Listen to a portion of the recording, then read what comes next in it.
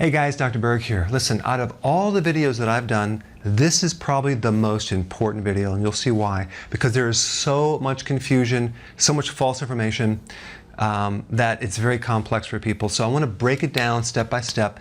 It's a little bit longer, but it's very important. So we're going to answer the question, is the so-called bad cholesterol, LDL, really that bad? Okay. Well, first of all, LDL is not cholesterol.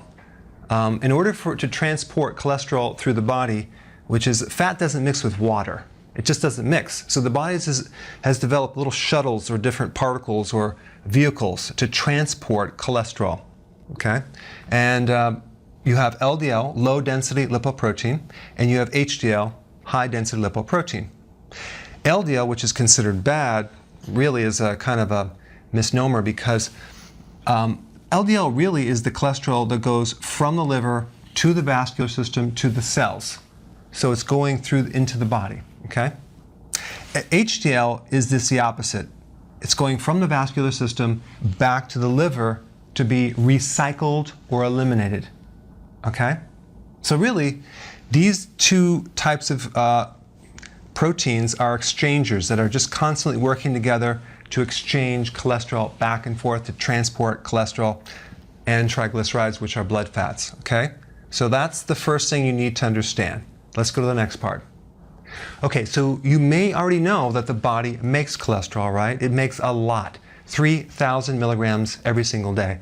That's equivalent to about 14 eggs, the cholesterol in 14 eggs, or the cholesterol in about a pound of butter, okay?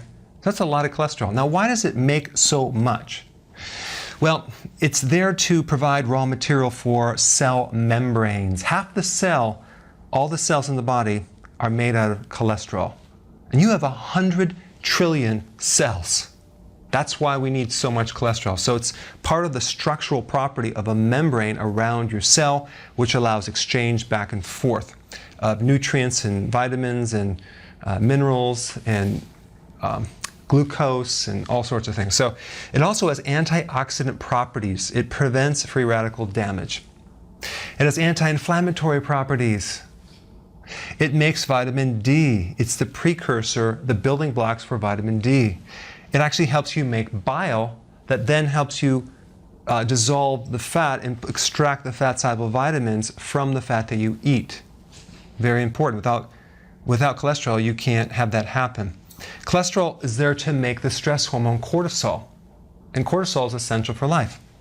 And all the sex hormones, testosterone, estrogen, progesterone, are all made from cholesterol. These are the normal functions of cholesterol, but you have additional functions that a lot of people don't know about because cholesterol also responds to crisis. Like if someone has an infection in the body, cholesterol will go up because it binds and inactivates bacterial toxins. It also prevents the damage from microbes. It also acts as a band-aid. So in the cell membrane, you have the endothelial layer, which is the layer around the inside of the blood vessel. Okay? And that actually has little pores that exchange back and forth. White blood cells, nutrition, things go back and forth.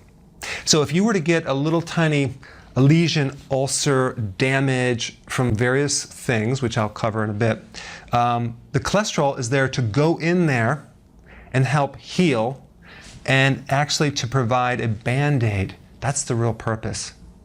Okay, let's go to the next part. Okay, so now this part is very, very important. So if you've checked out, just check back in with me, hang in there, because this is the most vital piece of this puzzle. Okay, there's two types of LDL. When you get your LDL checked on your routine cholesterol assessment, it doesn't differentiate between this type or that type. So it's type A or type B, or you can call it pattern A or pattern B. Okay, they don't differentiate the two. The type A is large, buoyant. That means it floats, right? It's big and fluffy. It doesn't go into the epithelial wall. It doesn't create involved in any plaquing or clotting or anything like that. So this is more normal LDL, okay? This type B are small, dense. These little guys can go right into the epithelial wall and they can start to be involved in the plaquing formation. So when people have heart attacks and strokes, they have more of type B. Okay, makes sense? So that you see more oxidation and build up plaque. Type A, it pretty much lasts 2 days in your body. Type B lasts about 5 days, so it hangs out longer. So how do you know which is which? You can do a very advanced test if you want, but a better thing to do, an easier thing to do, I wouldn't say it's better, but it's easier, is to look at the triglycerides and the HDL. Okay? So let's say your LDL is normal or high, whatever. If your triglycerides, because there is a percentage of triglycerides in LDL in addition to cholesterol, if you look at the triglycerides and the HDL, if the triglycerides are high and the HDL, so-called good cholesterol, is low, then chances are you have more type B LDL, okay? But if the triglycerides are low and you have high HDL, you have more of type A. So that's how you would differentiate what type you would have. Last point I want to mention is this. What types of foods will increase type A versus type B? Saturated fats will increase type A. Interesting. When you consume more carbs and refined sugars and sugar itself, you increase type B. And this is why nearly all the blood assessments that I see when patients come in, they always have high triglycerides and low HDLs, the people that are consuming carbs. But if you actually eliminate this and you do more saturated fats, you don't have to worry about it because you may have even high LDL, but it's the type A that doesn't create a problem. Now, one last point, and this is the most important point. Let's say you do have type B. It's not that it's a bad cholesterol. It's not the villain. It's not the criminal. It's at the crime scene, but it's there to actually heal the lesion, the problem, the inflammation, the damage from the inflammation or the microbes that's behind it. And so this is only bad in that it's part of the chain of events that occurs, that it's there trying to fix things, but in the process, the body doesn't think long-term. It thinks with short-term survival. So it's going to form a plaque and a clot to try to heal the area, just like you would if you sprain an ankle or broke a joint. Scar tissue comes in and heal it. It doesn't care if the joint moves anymore. It's there to protect and stop the motion. So yes, it creates a problem because you will die of a heart attack and stroke, but the body's not thinking long term. It's thinking, let's go ahead and patch that artery and let's start putting a Band-Aid, and it starts growing bigger and bigger and bigger. The point is that we need to change the eating plan. We need to get these out of the diet, and then your body can assimilate these a lot better. All right, so now let's go to the next part. Okay, so now the question is, why would someone have high LDL pattern B? Okay, we already talked about the sugar, right? Because sugar creates inflammation. It's very destructive to the cells. That's why diabetics have a lot of nerve damage, vision problems, inflammation, coronary heart disease. So sugar and refined carbs are really, really bad. Okay. Also, low thyroid will create it. High cortisol will create higher amounts of pattern B, stress. Vegetable oils, the soy and the corn oil and canola, all that GMO, that's vegetable oils, that's high in omega-6 fatty acids. That creates more inflammation in the body. Trans fats, hydrogenated, partially hydrogenated fats will do it. Low vitamin C, just like a situation when you get bleeding gums, you get bleeding arteries.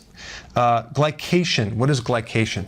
That's when you combine glucose or fructose with a protein or a fat. So let's say you take barbecued sauce and you put it on some ribs and you bake it, you heat it over 248 degrees Fahrenheit. You're going to get glycation. So the glycation means that it's this combination of sugar with protein that goes in the body. It's very sticky, and it starts creating high levels of pattern B, among other issues as well. Fries, so they take sugar and they spray it on French fries, they deep fry it, same deal. Donuts, deep fried donuts, glycation. What's interesting is, when you combine protein with sugar or sugar with fat, and you bake it or you cook it, you create glycation. Also, when you consume high fructose corn syrup or fructose in the form of refined fructose or tremendous amounts of fructose, you can increase glycation by 10 times, okay? Because it combines in your body. So not only does it have to be external, it can be internally as well, okay? And then surgery will increase pattern B because LDL is a healer. It's trying to go in there like an ambulance and actually fix things. That's the purpose. It's trying to help you. And what do people do? They take a statin. They try to eliminate it. They're not understanding why we need LDL. Visceral fat will also trigger pattern B as well. So anyway, those are the things that will increase the real, it's not bad cholesterol, it's the cholesterol that's involved in the crime scene, in the damage. All right. Okay, in summary, we just want to understand cholesterol, LDL, what it is and what it's not, and use as an indicator to pull the string to find out why it might be high.